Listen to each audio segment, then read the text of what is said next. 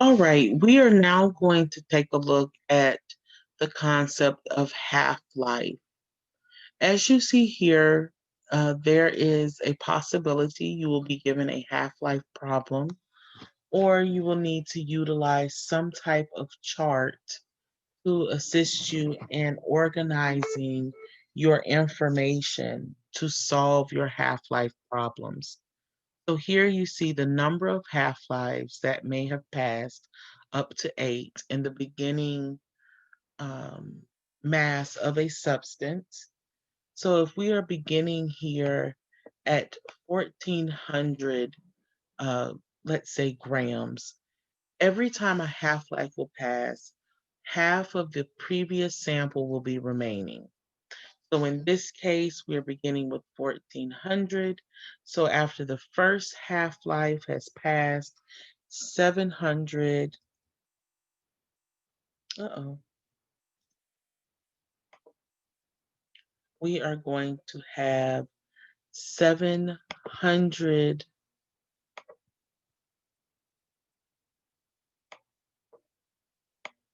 grams of our substance remaining.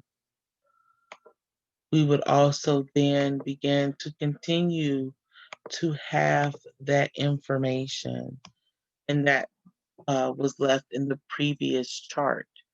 So here we've gotten to 2 half-lives, and there's only 350, let's say, grams of the substance remaining. After the third half-life, we will half that 350 again, and we'll be left with 175. After your fourth half-life has passed, you're beginning to now get into smaller and smaller samples that are taking you into portions of wholes or decimals. You will not round any of those. You will leave them, and you would only supply a rounded answer if the question asks you to do so for an exam, quiz, or assignment. All right. You could also see a problem such as this. A certain element has a half-life of 8 hours. The beginning mass is 400 grams. How much of this element will be remaining after 48 hours, and how many half-lives have passed? Here you see a 3-column chart, and this particular chart will allow you to count by the increments of time that each half-life has, as well as giving you the space to neatly and methodically work at halving your mass that you were given in the beginning. So here we would go through and count, going down uh, our column for time. We know in the very beginning, we're going to start off and 0 time has passed.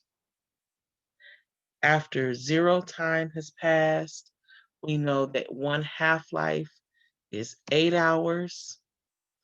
We would then go to 16 hours, 24 hours, and we would continue to do this until we reach the time allotted in the problem. So after 24, we now have 32, 40, then 48. We have arrived at the amount of time that the problem has asked us to allow to lapse. We can now go in and fill out the number of half-lives that have passed. So at 0 time, 0 half-lives have passed. And then we go in counting just by chronological order now until we have gotten to the very last portion where we have uh, our final hours. We now come in and fill in the amount of our mass. So at 0 time or 0 half-lives, we had 400 grams. So now as we go through, we're going to now begin to halve our sample until our 48 hours have passed. So at one half-life or after 8 hours, we would have 200 grams remaining. After 16 hours or 2 half-lives, we would only have 100.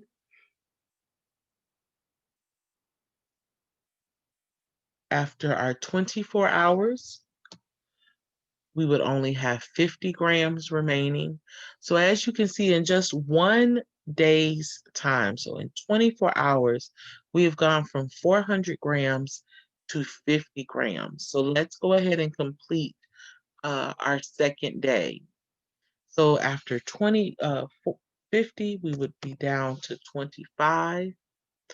After our fifth half-life, we would be down to 12.5.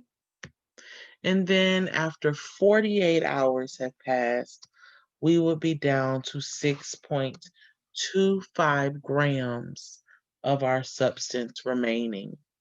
So to answer our question here, we would simply state that we would have 6.25 grams remaining after 48 hours.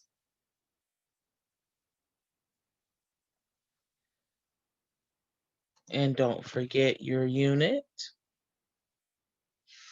And then we would also be able to answer that 6 half-lives have passed in that time.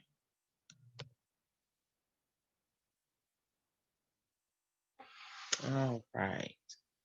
And then our third and final example for this is if you had a sample of 210 atoms and you started with a sample of 3,360 atoms, how many half-lives will have elapsed? So we would start this problem by, instead of counting our time or our half-lives that would have passed, we go ahead and start with our mass or our particular item in question. So we're going to start with that 3360, and we're going to go through our process of halving that until we arrive at our 210 atoms. All right, so let's go ahead and highlight this here.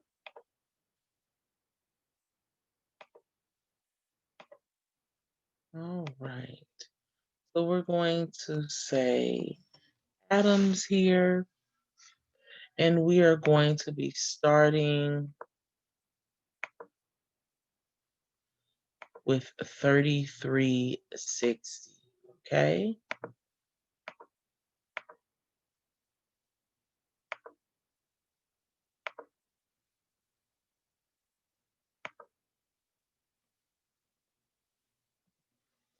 All right, and if we were to go ahead and plug that into our calculator, what would we find that our final answer is going to be once we take 3360 and divide that in half?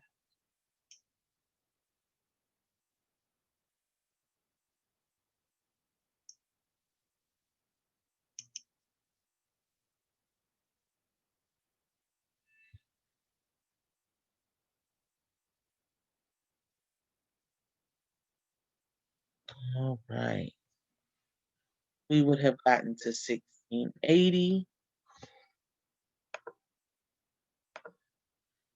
We would then be at 840.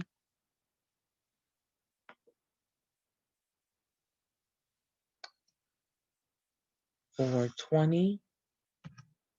And here we are at 210. So we have already gotten to the final sample that was remaining for our problem.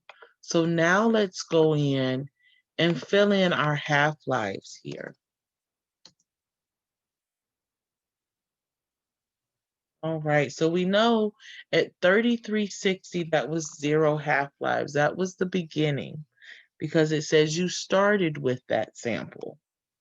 So we'll now count 1, 2, 3, and 4. So our final answer would be 4 half-lives have elapsed. All right.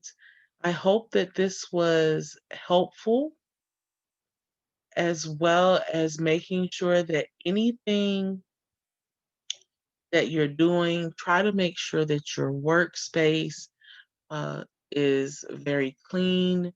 Your scratch paper is very methodically written out so that you can follow along with what you're doing, because you are getting to the point where you're having lots of numbers and figures, and you want to make sure that each one is aligned with the next.